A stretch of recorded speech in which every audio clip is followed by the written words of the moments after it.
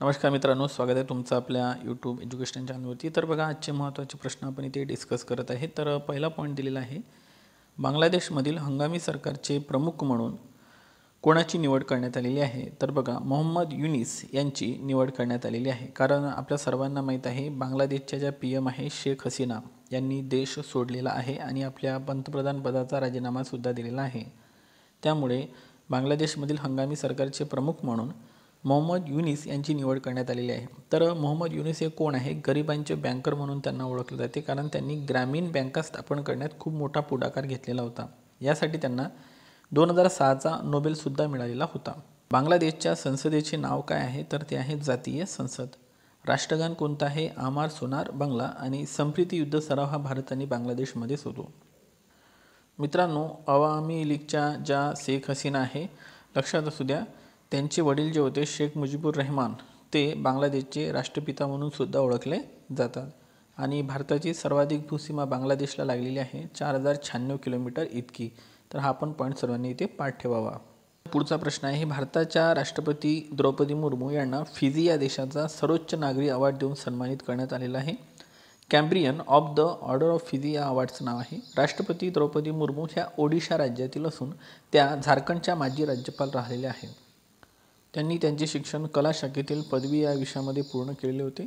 आणि त्यांचा जो आदिवासी समुदाय आहे तो आहे संताल। हा पण एक पॉईंट आपल्याला इथे लक्षात ठेवायचा आहे। सुरिनाम देशाचा सुद्धा त्यांना अवॉर्ड मिळालेला होता। तेव्हा हा सर्वोच्च अवॉर्ड मिळवणाऱ्या त्या पहिल्या महिला भारतीय ठरलेल्या होत्या। त्यांचा समुदाय आहे संताल, आणि संताल समुदायाचा उठाव 1855 मध्ये सिद्धू व कान्हू यांच्या नेतृत्वाखाली झालेला होता। उल्गुमन उठाव हा बिरसा मुंडा यांनी केलेला होता 1899 मध्ये। राष्ट्रीय हातमाग दिवस कधी साजरा केला जातो? तर 7 ऑगस्टला साजरा केला जातो, कारण या दिवशी स्वदेशी चळवळ 1905 मध्ये सुरू झालेली होती। बंगालच्या फाळणीची घोषणा 19 जुलै 1905ला सिमला येथून करण्यात आलेली होती। आणि लक्षात असू द्या, बंगालच्या फाळणीच्या वेळेस गव्हर्नर कोण होता? Lord Curzon.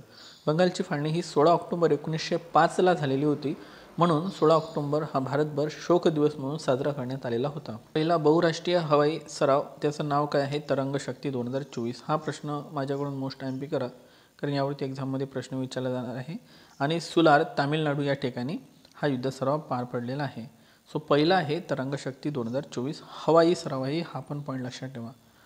भारतातील पहिल्या बिमस्टेक बिझनेस समिटचे उद्घाटन 2024ला कुठे करण्यात आले आहे? दिल्ली, भारत या ठिकाणी। त्यामुळे बिमस्टेकची पहिलीच परिषद आहे, त्यामुळे हा पॉईंट महत्त्वाचा। मग बिमस्टेक आहे काय? बे of Bengal initiative for multi sectoral technical and economic corporation, याची स्थापना लक्षात ठेवायची आहे 6 जून 1997। आणि मुख्यालय आहे ढाका, बांगलादेश। सदस्य देश कोणकोणते? आपल्या शेजारील बांगलादेश, भारत, म्यानमार, श्रीलंका, थायलंड, नेपाळ आणि भूतान। तर आयोग याच्यामध्ये कोणताही एक्स्ट्रा देश ॲड करून आपल्याला कन्फ्यूज करू शकतो। तर बघा, इथं बी म्हणजे बांगलादेश लक्षात ठेवा, आय म्हणजे इंडिया, म्यानमार, श्रीलंका, ओके, असे 4 आपल्या पाठ होते, आणि एक टी म्हणजे थायलंड, असे झाले 5। आणि नेपाळ आणि भूतान पाठ ठेवून द्यायचं, म्हणजे सहज लक्षात राहते। आणि अध्यक्ष कोण आहे? Indramani Pande. Italian green film festival भारताच्या नयनतारा या चित्रपटाला देण्यात आलेला आहे गोल्डन लीफ अवॉर्ड।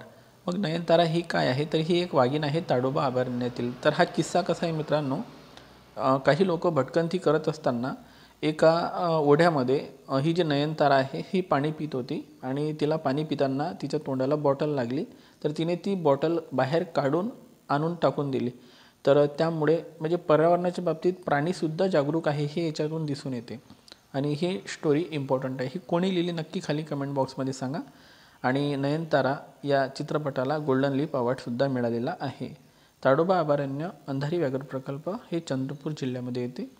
आणि शेवटचा प्रश्न आहे, जागतिक स्तनपान सप्ताह 2024चा आहे, जो 1 ऑगस्ट ते 7 ऑगस्ट दरम्यान साजरा करण्यात आलेला आहे। सुरुवात 1992। थीम आहे closing the gap, breast feeding support for all. तर हे होते आजचे महत्त्वाचे प्रश्न। Thank you so much. गुगलचे CEO सुंदर पिचई यांना IIT खरगपूरकडून मानद डॉक्टरेट पदवी प्रदान करण्यात आलेली आहे। आणि अल्फाबेट कंपनीचे ते CEO आहे सुंदर पिचाई, ओके। सो तुम्हाला प्रश्न विचारला जाऊ शकतो की IIT खरगपूरकडून त्यांना कोणती पदवी मिळालेली आहे? डॉक्टरेट। भारतातील पहिली IIT कोणती आहे? तर ती खरगपूरच आहे, 1951। आणि दिल्लीचे जे मुख्यमंत्री आहे अरविंद केजरीवाल त्यांनीसुद्धा आय आय टी खरगपूर येथूनच केलेली आहे. मग गुगलची स्थापना केव्हाची आहे? 1998. आणि मायक्रोसॉफ्टची स्थापना 1975 आणि यूट्यूबची स्थापना आहे 2005. ओके. तर गुगलचे जे CEO आहे ते आहे सुंदर पिचाई, मायक्रोसॉफ्टचे CEO आहे सत्या नाडेला आणि यूट्यूबचे नवीन जे CEO आहे ते आहे नील मोहन.